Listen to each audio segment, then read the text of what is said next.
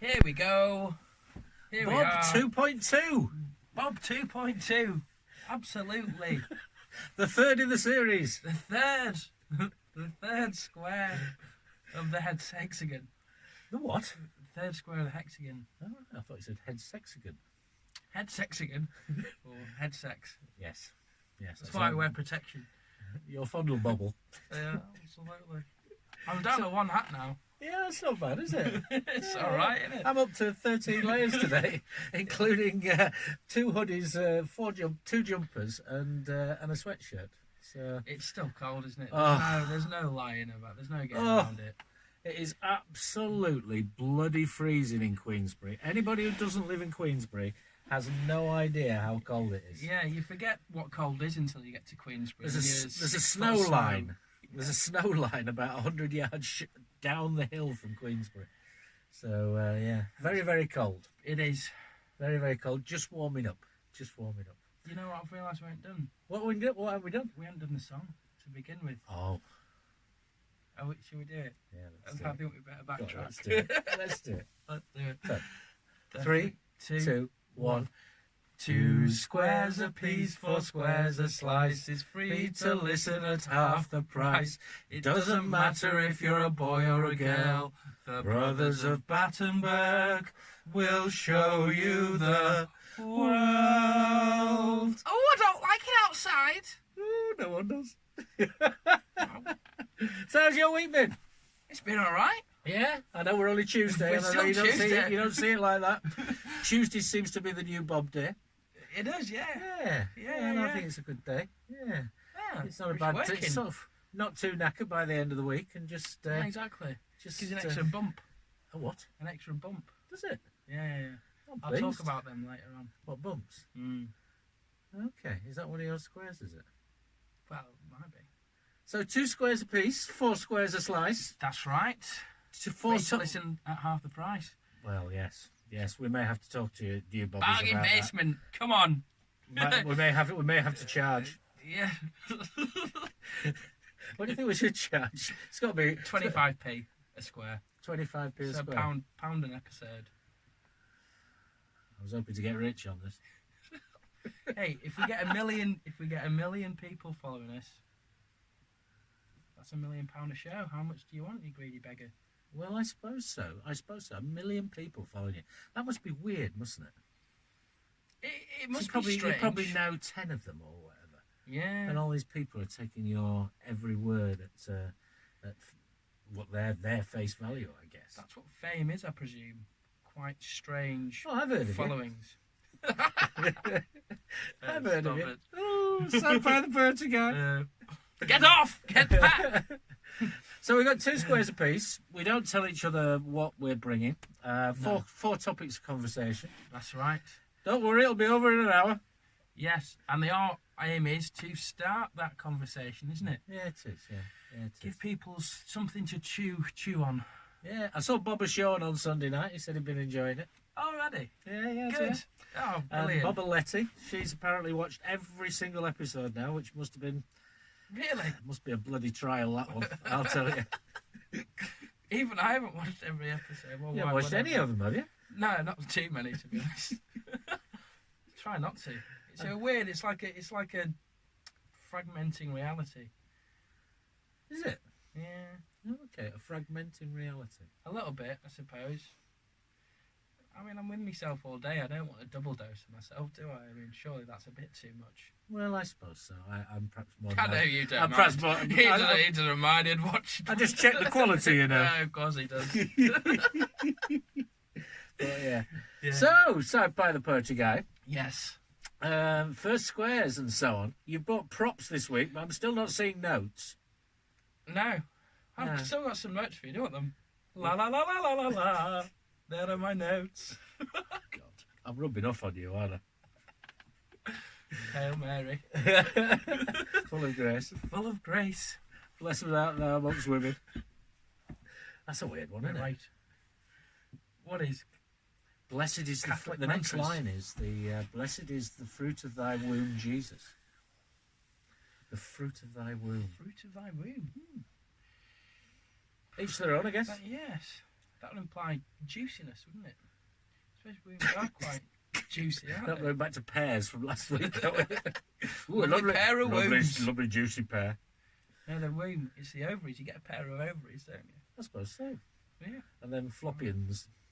Floppians. Fallopians. Oh, fallopians. And all that kind of stuff, yeah. I see. I think that's the end of our knowledge on women. Would you like to go first this time? I went first last time, actually, didn't I? No, you didn't. I'll tell you what, since you've seen my props, shall I go I think you should go first, because you're he going to wants do a beer. it. So, Side Pie the Poacher Guy, what is your first square this week? My first square is Corona. Corona. Ladies and gentlemen, bobbers abroad and here as well. Well, if Bob is abroad, then you go easy. Yeah, absolutely. This would ideally be supped abroad. Grazie. Corona Extra. Yeah, that's what I know. It's Corona. Nobody calls it Corona Extra, do they? It's more Corona. Oh yeah, Is this going to be all right? Contaminated. Where's it come from? Oh, I don't know. It hasn't gone through health and safety. I mean, that's a terrible sadness, isn't it? People are not just stopping drinking Corona beer, but they're stopping. Cheers, young man. Ching ching. And ching ching to you. Ching ching, Bob. Merry Christmas. Happy birthday. Live long and Prosper. happily. Is it all right? Well, this is it. Oh, careful. You might start coughing and wheezing and getting sad. That's all right. That's all right. It's nice, isn't it? Don't care if I catch anything off that. Exactly. And that's, So what's my chances of catching something off it? Is it Corona or coronavirus you brought? well, no, it's Corona. Oh, okay. It is Corona. The virus that's going around at the moment, I thought I'd just try and add a little balance to the debate, really, or the conversation that's going around. I'm sure people have stopped talking about beer, Corona, and stuff like that. And it's every radio station at the moment, you just can't avoid it. It's Corona this, Corona that. 39 cases now. 51, actually. 51? Has it gone up again today? Yeah, it's gone 51 now. I mean, That was the latest are these people about that an are still hour ago. coming in from abroad then? I don't know, to be honest. Or has it started to take hold? Well, this is what they're saying. They're saying get ready for it to get bad. But it's still not as bad as flu. Thousands of people die of the flu. Thousands of people are dying from all sorts. And it's just, for me, it's just like another, dare I say, easy story to get on with for the media.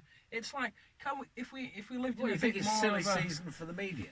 yeah, Trump's impeachment's gone and it's golden, it's the isn't next it? thing.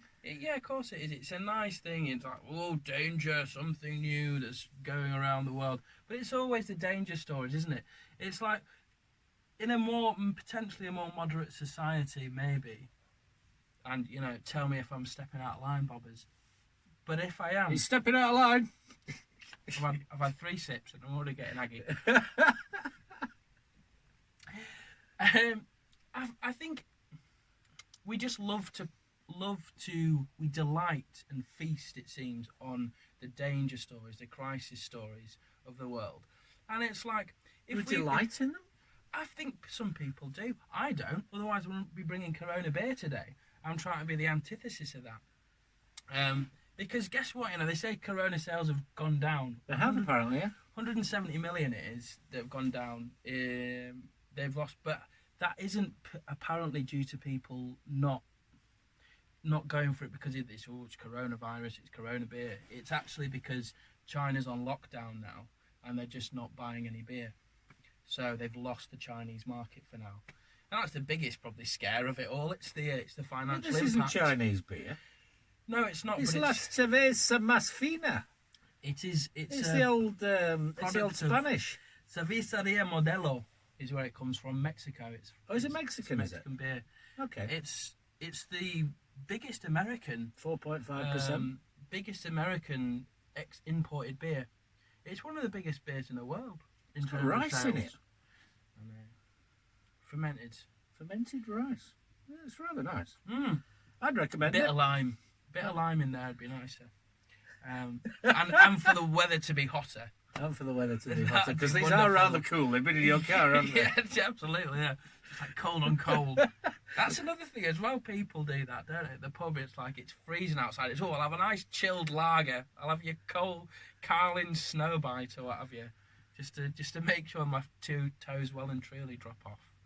So this is the antithesis to the virus, essentially. Have a beer. It's a way of saying these things will come and go, and I just don't believe in the hype around it. I believe like in stuff, general precautions. Like for example, I heard a lady on the radio say that one of the things we should be doing rather than shaking hands in meetings or wherever you are, or getting too close with people is just a fist bump. That's where the bumps come in. I see. They're going to do that at the football and stuff as well, aren't they? Yeah. And sporting fixtures. So fist bumps is the way, which is cool. That's a decent bit of advice. But isn't that a bit violent? Aren't the sort of germs going to jump off or whatever? I think so. You can do it quite gently, can't you? You can do it like one potato style, like that. And that's, and that kind of information. Or like, say we had a lovely radio broadcast informative about world politics or the world, something that's quite interesting and not necessarily devastatingly tragic and bleak. Yeah. And if we had, say, 95% of that, and then 5% at the end is, by the way, guys, there's a coronavirus going around. Please wash your hands thoroughly and don't shake hands. That could be it. You have 30 seconds of health and safety advice, and that's actually supposed to be quite good advice on the whole. They'd say, really, we should be doing people that not? I'm going to say, why are people not washing their hands already? Well, exactly. It's a bit tardy, isn't it? If you're going to the loo or you're essentially going to have something to eat, wash your bloody hands. It's what I was brought up with. We used to have one or two of the people who know my work in Grimsby will sadly know who I'm talking about. But there used to be somebody there who used to go to the toilet and never wash their hands, and it's not right. It's not right. It's not fair to others. You know, you're carrying germs and you're passing them on, and surely we can be a bit more sort of health conscious in that regard and consider it. Yeah, absolutely. Yes, absolutely. I completely agree. Well, if you don't like somebody, don't wash your hands. But but basically, that's what it is. It's a virus that is largely translated by droplets. And apparently, most of the masks that are on the market that people are wearing, they don't work. Because the coronavirus, or this strain of coronavirus, because this is not the only coronavirus, there have been others. Yeah. What's it called again? Something 19, isn't it? COVID-19? Something like that. Yeah. And it's a virus where the particles are so tiny that actually they will go through masks. But as you rightly say, is it the most dangerous thing around at this moment in time, or are we over egging the pudding on it? Well, at the moment, the statistics show that it's putting the Olympics back, and also it's not that dangerous at all. Really, the amount of people, I think it's 90,000 cases and potentially a lot more, and 3,000 deaths.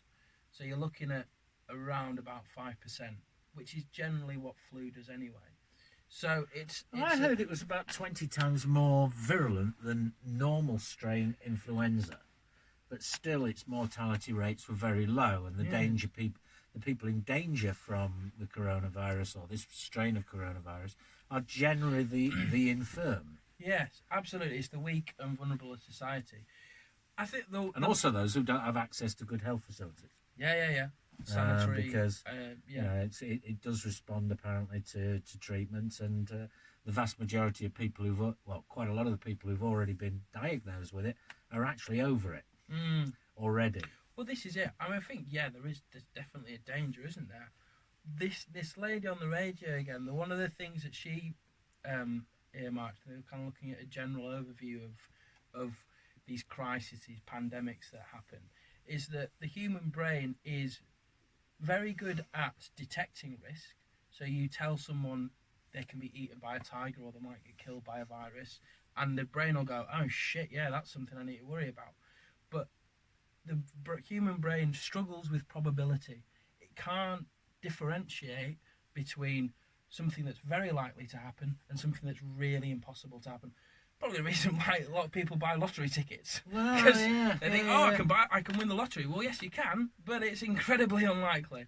And it's the same with the coronavirus or anything else. It's like you can tell people that something is going to happen. They're like, oh shit, but it's really unlikely to happen. It's like, well, no, you've told me the worst case scenario. Now I'm going to think of that, and it's our inability, it seems, to actually look at that in its percentages.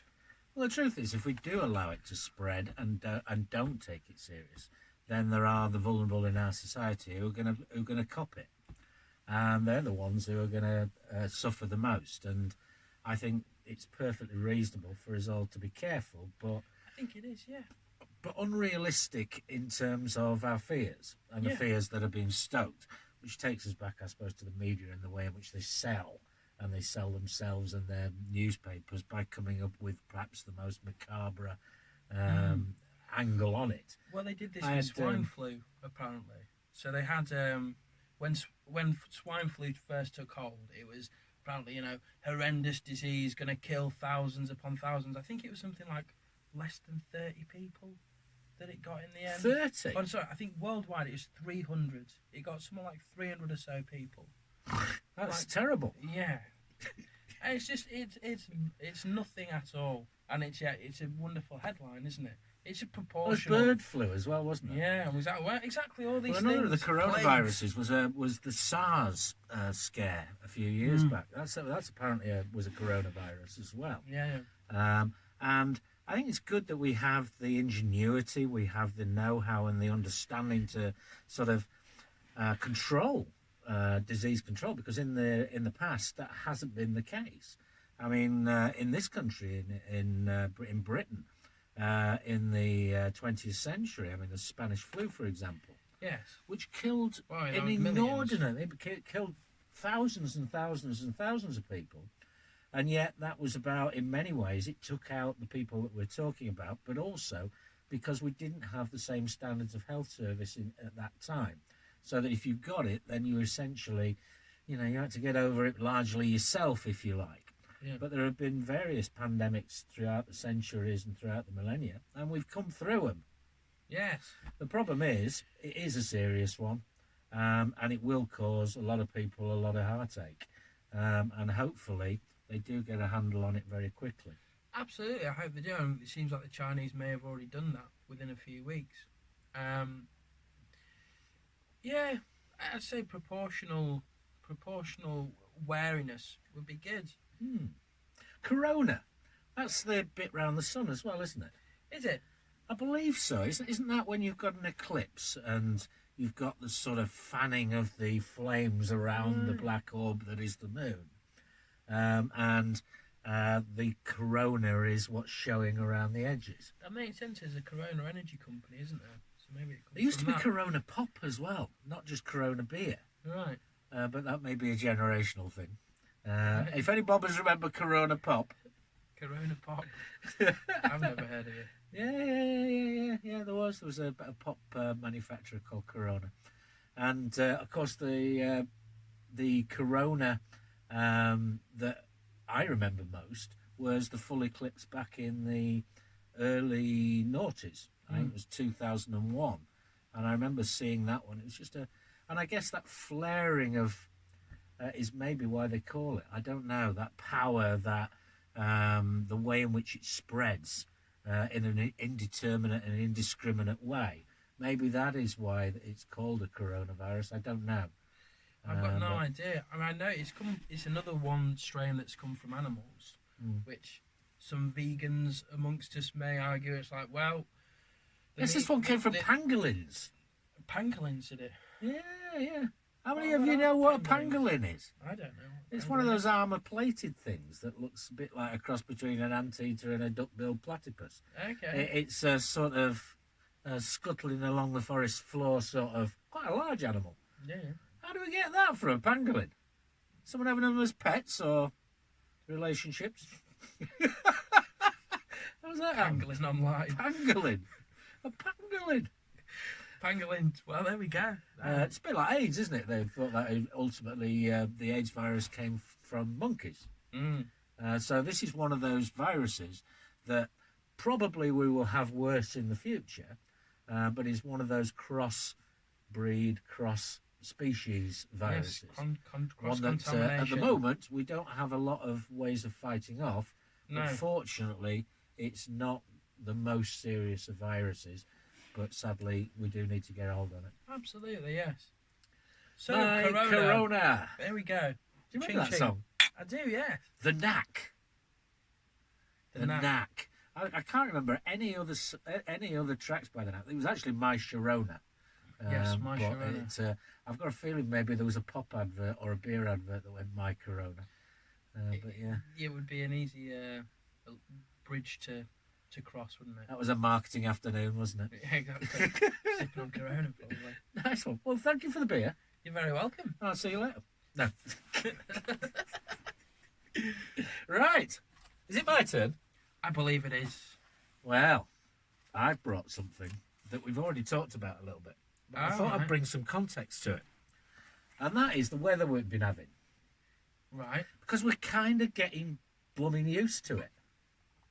We're kind of getting used to the types of extremes that we've never seen before. Not in my lifetime, not in anybody's lifetimes. Not since many hundreds of millions of years ago as the Earth is settling down. And that is the climate chaos that's going on. So I brought rain. Because you may not know that February in Britain was the wettest ever on record. Yes, I heard this. Now, we often hear about the fact that it's the warmest or it's the coldest. Well, February in Britain was the wettest. And when I put that in perspective, if you look back over since the early 19th century when records really were kept in terms of accurate records on weather in the UK, the average rainfall in February, this February, was 237% greater than the average. 237%. And when you look at what caused that, the three major storms, and I do like the way they're still naming these storms and so on. Was it Hosea this time? Well, the three main ones that dropped most of the rain were Storm Kira, yeah. Storm Dennis, and Storm Jorge. George, Spanish George. Spanish George. Yeah. Yeah, maybe Spanish flu. Maybe that's what's getting the coronavirus over here. And we're kind of getting used to it. Those three events, Kira, Dennis, and Jorge, were all within the top 0.5% wettest storms ever in the UK. Wow. 3 in a month. That's nuts. And we're kind of sort of going, it's all right, it's just bloody winter, isn't it? It's just a bit wet. Well, it isn't. It's never happened like this before. Yeah. Never.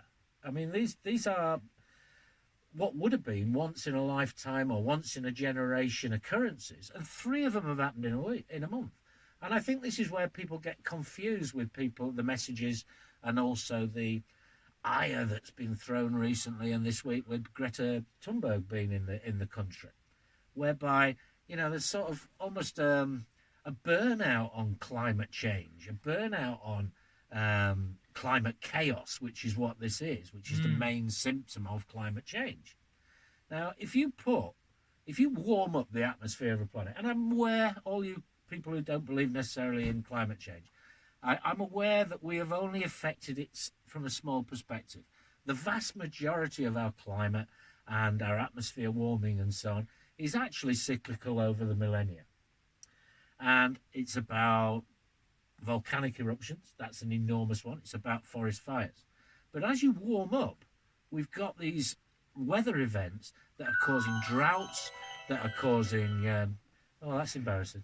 That's never happened to me before. That's not good. No. That's so unprofessional. You can't bloody answer it now. Sorry, Don't answer it. Don't answer it. They can weigh it. That would be... So these weather things, if you basically have a warming atmosphere, obviously there is a lot of water in the atmosphere, in the clouds, and which is being evaporated from the earth by the woman. All you've got to think about, and I want you to do this perhaps in order to give yourself an insight onto climate change. Go and stick a pan on a stove full of water, and see how the water moves as it comes to the boil. And what that is the molecules are moving faster and faster and faster and faster as you put heat under it. Now, climate change is essentially assessed as being about a 3% human intervention. The rest is the natural cycles of the globe. But it's that 3% that's tipping us over the edge. and the amount of carbon in the atmosphere that we're continually still billowing out at a greater rate than we ever have before, still, largely because of the developing countries, but America's still absolutely dreadful at it. China's now dreadful at it. India's dreadful at it. And we're still bloody dreadful at it. And if we want this planet to be something that isn't afflicted by climate chaos every day of the week, yeah, we can live through it. Yeah, we're adaptable and flexible as human beings. But it's not right. No, it's not. It's not fair on our children and our grandchildren to actually provide them with a worse environment than we had. Yes. It's about providing them with a better environment, surely. And the argument is that responsibility. it's not actually benefiting our lives to make these changes, because No. it's the marching on of human progress. But it's like, okay, so the marching on of human progress includes huge amounts of toxins in the air, pollution, lack of beautiful countryside to live in, huge traffic jams that we all have to commute in. There's no joy in well, very little, it seems, in a lot of the things that we're doing that are damaging the planet, because we're not benefiting them. No, we're not. We're just being selfish. Now, in terms or of short-sighted, we think we're being. Selfishness short-sighted. would infer that we're actually benefiting ourselves, but we're casting our futures away, aren't we? Essentially. Well, we're being selfish compared to the generations to come, I think. But yeah, in terms of we've all seen the maps, haven't we, on the telly or on the social media or whatever, whereby they talk about a rise in sea level. Yeah. And the flood defences and how much of various countries, some countries will disappear altogether. But in terms of Britain and so on. And I was looking down at Appley Bridge in Bradford this week. I happened to go drive through there. And they're building on the bloody floodplain. And there's massive amount of water. And these houses are just going to be built extraordinarily in a puddle. And it's going to make it worse. And there are lots of things like that where we use our sense and use our current environment in order to safeguard the future environment. And yes, the River Aire Valley is always flooded. It's a glacial plain, and it will always flood. But to build houses, even just a little bit away from that, knowing that they're in the middle of drop-off of flood water, it's about greed as well. And I think the whole argument is driven by vested interest. Of course it is, yeah. I mean, I read an article this week about Greta Thunberg, who's is in Bristol this week, and it would seem that my generation, i.e. probably the over 50s, really despise this kid. I don't. Why not? I mean, raise awareness and raise it in your own way. She's an autistic person, and the way in which she gets extremely angry and extremely tense is a very natural way for her to put her messages across. And I think the raising of any type of issue is by people, especially when they're taking as much flack as she is. I think it's a very brave thing to do. Yes, it's also and she's doing it very well as well, because she's actually doing it mostly towards under this barrage. And this article had a whole lot of comments after it, and it was full of flaming keyboard warriors actually wishing harm on this kid. Yes, well, that's what I think the interesting thing is. It's how much of a reaction she's had. What a bunch of saddos. Exactly. If she's really talking out of her arse, essentially, then I know it's a bit wrong, isn't it? But if she's talking so much rubbish, then why can't people just forget about her? Why does it strike? Challenge her on the science. Strike a nerve so rawly with people that they feel this emotive about her saying this stuff. Yeah. I find that the most interesting. There's a wonderful argument, that basically they're talking about going electric and so on. I see these. There was a great picture actually of a whole load of electricity PowerPoints for cars. Yes. And they were flooded out. Right. And there are arguments around building lithium batteries and so on, and how those are brought.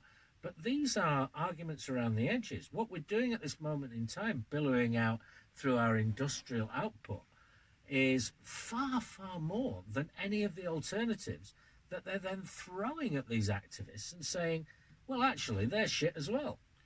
Yeah. And the truth is, they're better. It is far more economically and environmentally friendly to run an electric car than it is to run a normally aspirated petrol car. Of course it is, yeah. And, come on, Well, yeah, progress. Yes. Progress. Stop being so bloody silly. Stop being so bloody angry about somebody who is doing her best. Yes. And is 17 years old, for God's sake. If I was under the type of pressure and the type of challenge, she's having to basically be protected wherever she goes because of this hatred that's been pushed out, which essentially is coming from the vested interests of big business who want to use every little last morsel of fossil fuel that we've got in order to make the last buck count. And yeah, of course. yeah, that's capitalism, but there are better ways of earning money. When you've got whole countries and now whole groups of countries that are essentially relying on far more renewable energies. Scotland, for example. Scotland recently had a period of time, and I forget how long it was, I think it was a week, where they actually didn't use any energy whatsoever that was actually made through traditional fossil fuel ways. And that is a massive, massive improvement. Yeah, you could argue, how did the turbines get made? Yes, they used fossil fuels, but their footprint is so much less. Yeah, absolutely. And there's massive things that we could be doing. I think the problem, it does come from big business, but it's not just the big businesses that we're getting angry at. What's her name again? Gretna. Gretna. Is it? I forget her name. Run away to Gretna. Greta Thunberg. Greta Thunberg. I believe that's what it's you a lot say. of people that are entrenched in cultural ways of living that are incredibly detrimental to the earth. No one wants to be told that they shouldn't be driving every day of the week, or they don't want to change, or they don't feel like they can change. Nobody feels like if you stop getting your asparagus from Peru or your onions from Spain, or going to Italy on holiday or America, there's a huge lifestyle change that most of the population have. This isn't an elitist thing, is it, at all? Most people have a car, otherwise there won't be traffic jams. So there's a huge amount of changes that everybody, 99% of the population, would have to make in order for these things to stop. Yeah. But not many people are willing to do that, because it seems like an insurmountable thing, doesn't it? They're not stopping, therefore I'm not. Exactly. Well, that's about personal principles. Oh, it is, absolutely. You can only change the way you do I think things. being principled in something does open you up to criticism of hypocrisy. Yeah. Because you cannot be perfect. There's no such thing as the perfect human argument. There's no such thing as the perfect human being. And I don't like this way in which people rip people to pieces on the boundaries of what they're saying, not necessarily on the core of what they're saying. On the grounds, we want a more environmentally friendly earth that can be passed down through and find different ways to feed people, find different ways to transport ourselves. Where's that hoverboard we were promised? Magnetism, hydrogen, helium, all these various fuel sources, and they're not in the vested interests, actually, of those that are in control in the world at this moment in time and who are benefiting the most from them. And that is the sadness. Shale gas. I mean, crikey, let's have a few earthquakes here and see how that goes. I mean, it's nonsense, the fracking arguments, for example, Yes. the cost of them. And it's about making money. And you can't argue any better than that, really. So No, you can't. So there we go. So rain, yes. You can also have, of course, different meanings for rain. You can. I'm going to have to take a quick shower myself. I'm going to really need the loo. If you can use that as my square if you like. Oh, well, that's fucked it, right? Oh, no, it hasn't. It has, leaving the bloody studio. That's all right. We can cut it out, or we can keep on Yeah, we going. can. We'll cut it out. This is quite entertaining, to be we'll honest. cut it out. To start the third. So, Si Pie the poetry guy. Yes, Been to the loo. I have. Had a little interlude. Yes, the yes. beer. Yes, it's gone straight through him. Thin Yes. bladder. I keep well hydrated. Ramsey's got feeling a little acidic, so yeah. Seething, aren't you? Well, it sort of puts a spanner in the works, but we can get over I that. will not apologise for clearing my bladder. Fair enough. No. So what's your second square? My second square is relief. Relief. Yes. Oh, the relief of going to the toilet. Absolutely. In this instance, The relief it of was not being caught. caught doing Caught what? short. Caught short. Yes. Yes, relief is a great thing. So I thought, I mean, in all honesty, Bob, as I'll come clean again, I've brought absolutely nothing for my second square because I'm really enjoying the spontaneity of just coming up with what we can do on the spot. It's a nice way to flow and be.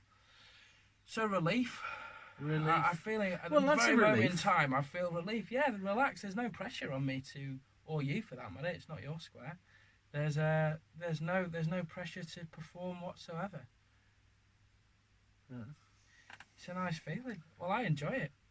You take some time out as well, guys. You know, sure you've had a nice day. I hope you are anyway. Do you have your own forms of relief, Bobbers? Everybody works too hard, in my opinion. It's why the What sort of thing- average death rate is going up or down. Well, so Not the going stress. up.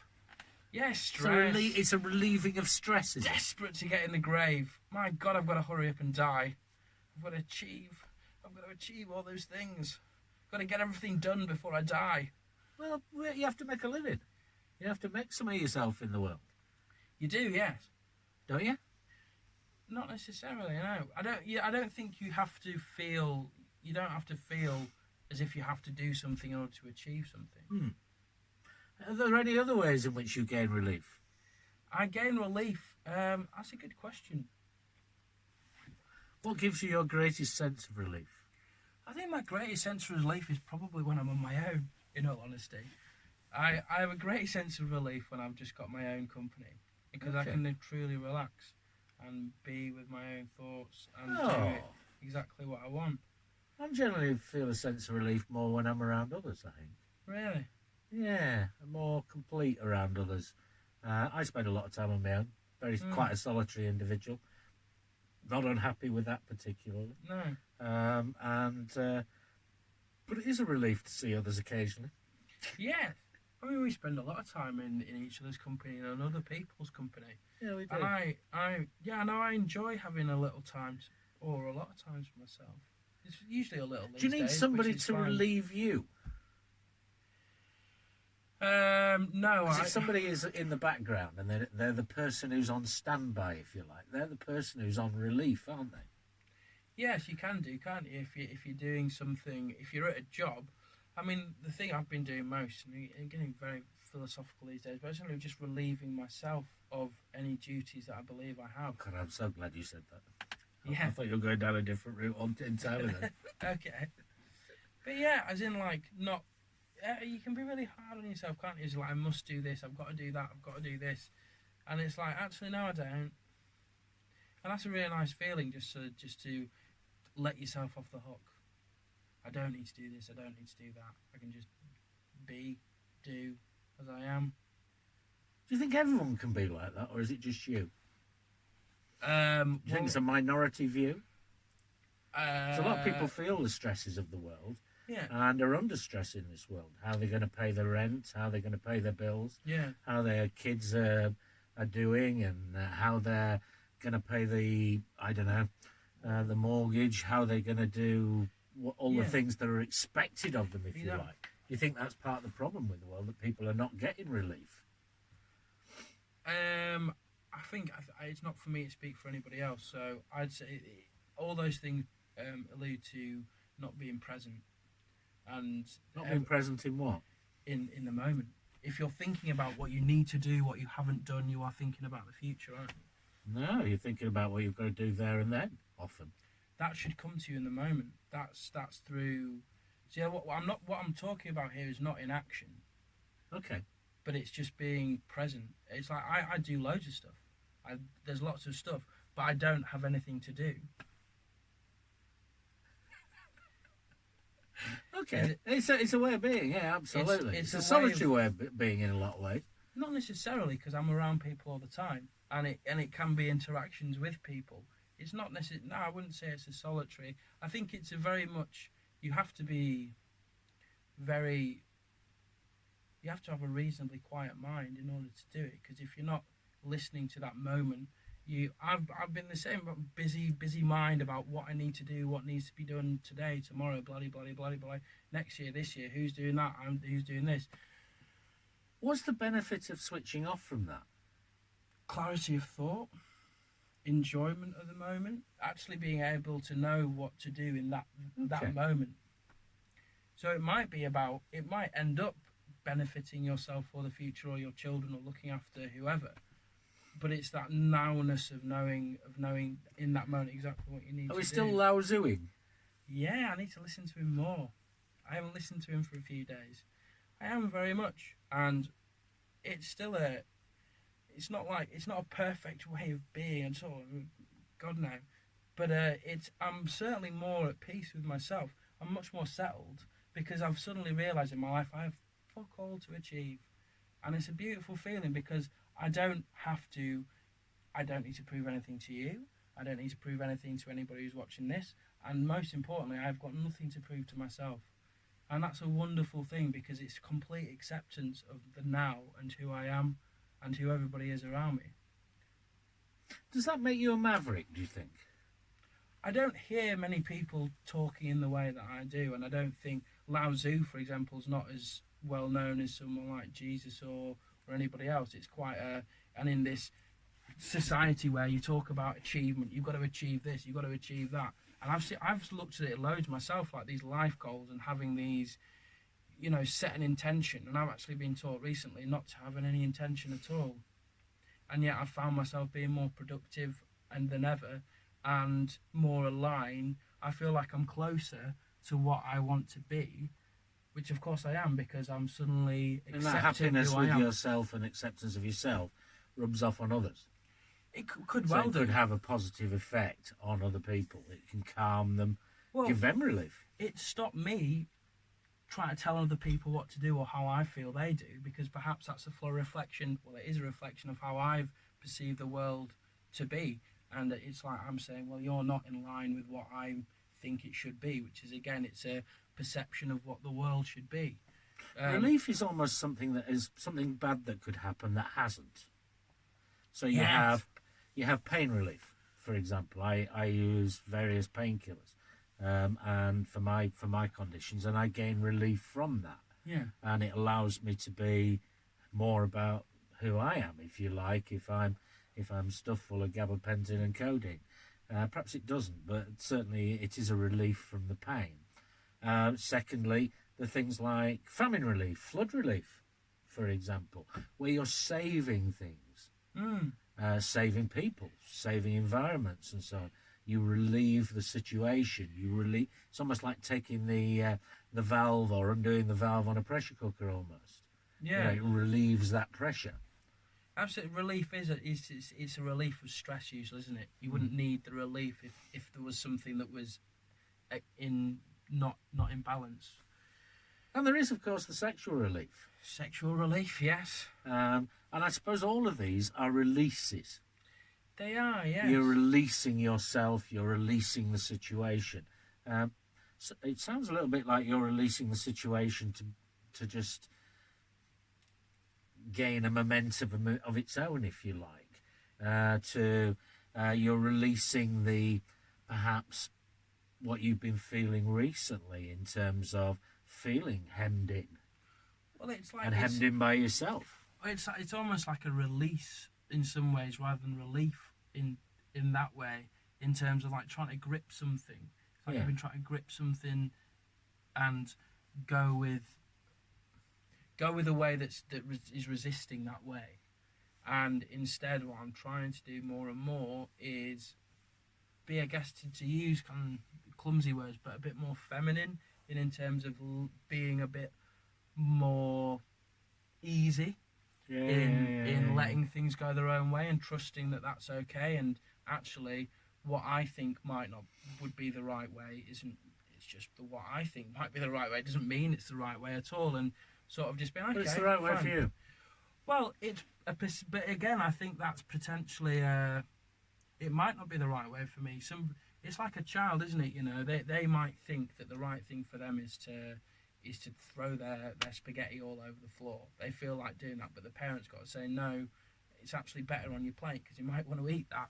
And so the thing that I think's right for me might not actually be right for me at all, and it's just trying to have a bit more, I guess, awareness and You think you'll carry this with you? Or do you think objectivity of if situations. your circumstances change, where you become more responsible for others and more responsible for their well-being, that will change? I think it could be much more difficult. They say like when you have children, you constantly start to you worry You're always about them. aware. Absolutely, always aware. And I think that would be a difficult thing. You get used to it and you enjoy it. Some Yeah. people enjoy the pressures that you describe as being perhaps pressures that you don't want in your life. Some people actually create situations where those situations happen. Unless they're right up against it, unless they're being challenged, unless they are absolutely running at pell-mell, they're not necessary. That is their relief. That is their normal. That is their norm. And I suppose that's part of the problem with life, isn't it? People are running at different paces. People are running at different ideals and ideas. And and I guess that's the joy of it too. The joy of it. The vive la différence. I mean, I'd say that. Sorry, we're allowed to say that post-Brexit. Don't know. Yes, I mean, I think people do thrive under pressure. And we're under quite a lot of pressure, I'd say, in a lot of ways, and have been for quite some time. And being a bit more abstract in me, or like not really wanting it too much, or trying to force it to happen, has actually allowed me to cope with the pressure far better than I have done previously. But I'm not running away from that pressure, and I still very much enjoy being at the centre of it. Yeah. Being in the whirlwind, being in the eye of the storm, if you like, being the calm one. That could be your role. Well, you hope that everyone can be calm, can't you? I mean, But one thing I would pick you up on from earlier on, and that is about living in the present. Yeah. Every bugger lives in the present, mate. Every single one. I don't think they do. They do, because thinking about their future is their present. Thinking about their past is their present, because they're doing it now. You can be doing things now, but you can't. You may not necessarily be aware of everything that's going on in the now. That's a difficult one, isn't it? It's a difficult concept, because everyone's present is a different reality, and some people's reality is essentially perhaps living in the past, if you like, or mulling over the past, or worrying That about the doesn't future. exist, though, But does that it? is still in the present. That is the reality here and now. Technically, absolutely, you cannot. Well, if you're living, you're in the present, but your mind or your body or other things can be in different places. Which I'd argue. I mean, we're taught through. There's nobody that says that live. No, I don't know any philosophical teachings, and I'd be happy to hear the value of it to say live in the past or live in the future. I've never heard that yet. I'm not saying that people don't do that in the present, but I've never heard it said as a good idea. Oh, it's probably best to learn from the past. Take the lessons that you need as an individual to take forward. Study and the past, maybe. Plan for the future. Plan for the future, But but don't. do in the present. Yeah, absolutely. And live in the present and enjoy the present. Yeah. And enjoy 'Cause the life's present. bloody short, isn't it? To be giving yourself unnecessary burdens. But I'm glad you're relieved. I am relieved. Yeah, I'm very It's a great feeling, relief, isn't it? Wonderful, yeah. I mean, I'm a bit, Let bit yourself older go. than you, and I have a more urgent bladder on occasions. Right, yeah. I've got to tell you that. You've got it coming. And that urgent bladder and that relief. Oh, goodness me. It is one of life's great feelings, I think, a sense of relief. Yeah. When something doesn't happen that you're dreading. When something is better than you think it's going to be. Yeah. That's when relief is probably at its most profound and probably at its most enjoyable as well. Yes. There's nothing better than a drunken piss, is there? Well, yeah, there is really. Well, but it's up there, I'd say. Full of Corona, eh? Nice one. Okay, so I've got one last square, if that's all right with you. Absolutely, yeah. Have I covered relief? Are you relieved? I am relieved, yes. Yes. You brought a square and it's worked again. Brought a square with note in it. Well, I've got bloody note. Where's my notes? It's Oh, they're down here. square. They're down here. So I've got one last one. I've got one last square. One last And this square is something that I see certain people do brilliantly and get away with it on a moment-by-moment basis. Right. And my final square of Bob 2.2 is sarcasm. All right. I thought I'd bring a bit of sarcasm. Okay. But then again, you knew that anyway all along, didn't you? Yeah. I'll give you a definition of sarcasm. Go on. Because the one thing you always think of sarcasm is the saying it's the lowest form of wit. Mm. Well, sarcasm, the actual definition of sarcasm is the use of irony. The use of irony to mock or convey contempt. Now that can be done with humour, which perhaps lessens it a little. But the actual point of sarcasm is to make a point. Yes. Yeah. Me? Never. I'd never use sarcasm, ever. I really wouldn't. But it's used all the time. Yeah. I mean, one of my son's, Thomas's, favourite programmes over the years has been The Big Bang Theory. Yeah. And every episode probably has 100 pieces of sarcasm, the whole conversations, and they're funny. They're really funny because if you can, it's almost like the banter type thing now, isn't it? It's banter is probably sarcasm in a form, you know, where you're actually sort of getting to the nub of something. You're saying what you think, but you're saying it with a bit of humour. Yeah, you say. And I don't think it's the lowest form of wit from that perspective. I think it's quite a high form of wit.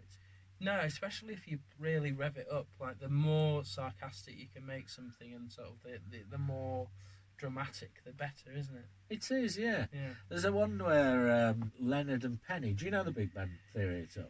I do, yes. Yeah, I don't. yeah. Yes, it's okay. And Leonard's they've started the relationship, and Leonard sort of says, "Hi, Penny. How was work today?"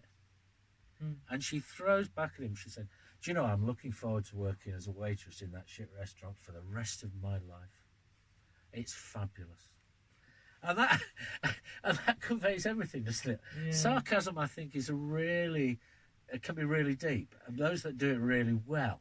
I mean, not the pretentious end that sort of go pretentious moi, but it's more that really clever sort of riposte.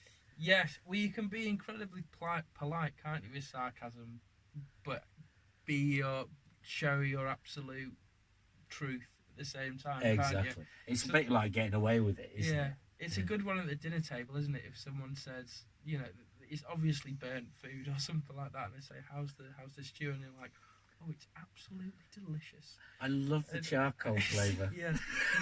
The way it grinds between my teeth is just pure delight. Oh, I love it. Yeah. And It leaves the black all over them. You'd get away with that, wouldn't you? So it can be funny. You can also, if you see somebody struggling and you ask them if they need help, they'll go, and often I see this. I saw it in the car park today.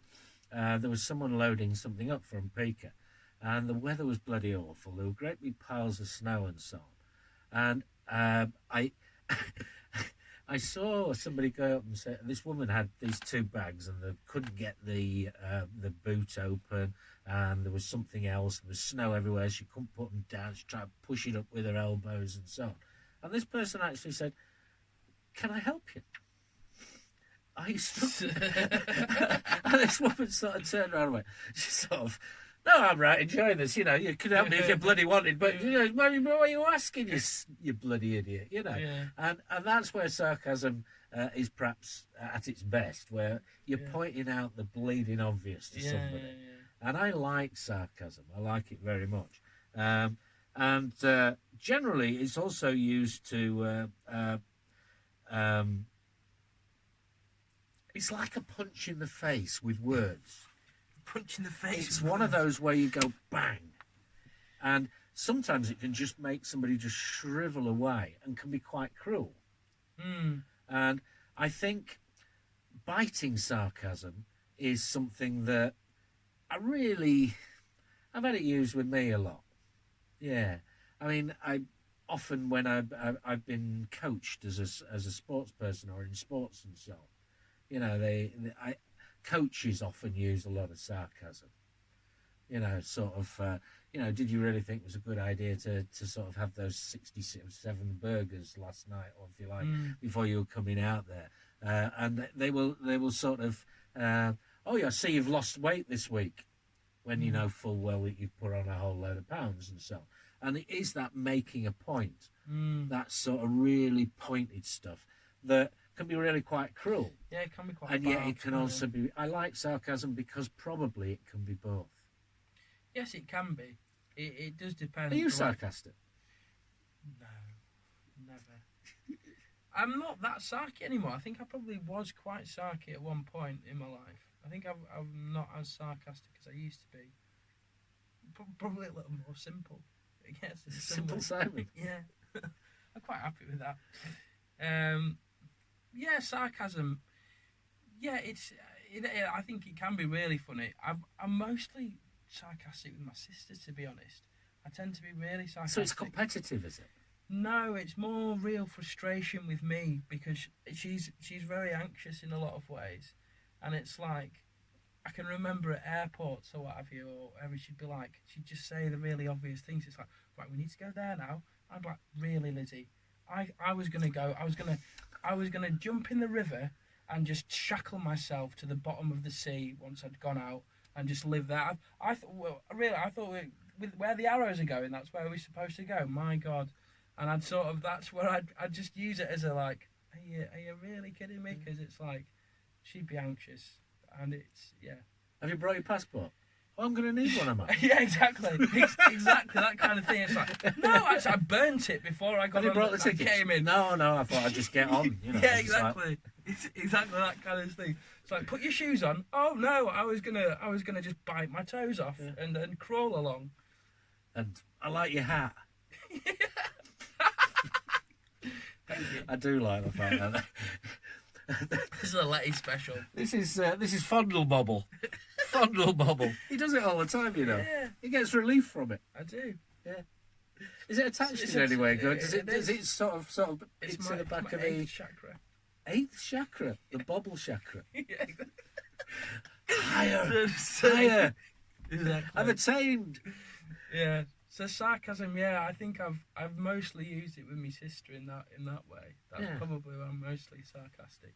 When people get really anxious, because that's what they do. Am I sarcastic? Occasionally, I'd say. I tend to, if I'm not happy with something, I just tend to say it.